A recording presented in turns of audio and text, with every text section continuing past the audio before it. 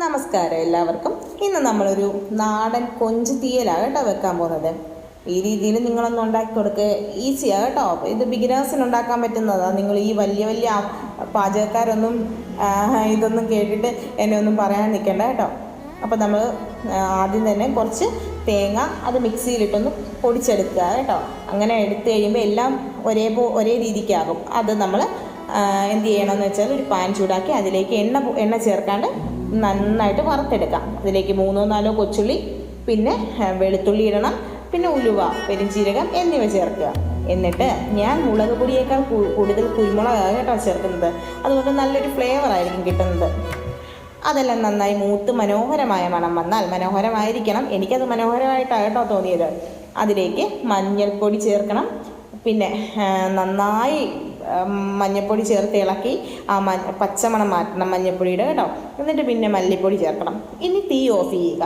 എന്നിട്ട് നന്നായിട്ട് മിക്സ് ചെയ്ത് കഴിഞ്ഞിട്ട് മുളക് പൊടി ചേർക്കണം കേട്ടോ.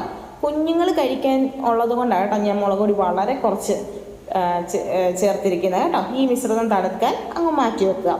ഇനി മറ്റൊരു ചട്ടിയിൽ വെളിച്ചെണ്ണ ഒഴിച്ച് കടുക് പൊട്ടിച്ച് അതിലേക്ക് വറ്റൽമുളകും കറിവേപ്പിലയൊക്കെ ചേർത്ത ശേഷം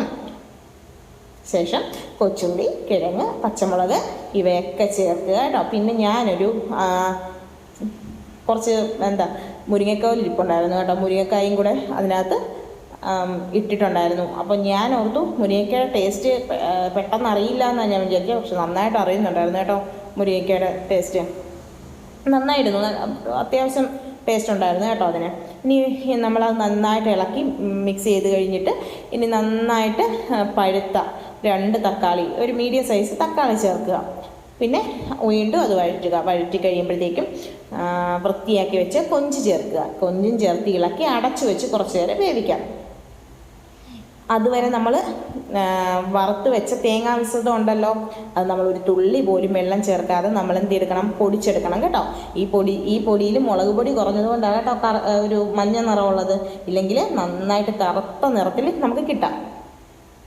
പിന്നെ കിഴങ്ങ് മൂക്കാൻ വേവായതിനു ശേഷമാണ് കേട്ടോ ഞാൻ ഉപ്പിട്ടത്. ഇതിലേക്ക് ചട്ടിയിലേക്ക് ആവശ്യത്തിന് പുളിവെള്ളവും ഈ മിശ്രിതവും കൂടെ ചേർത്ത് നന്നായി ഇളക്കി യോജിപ്പിക്കാം കേട്ടോ.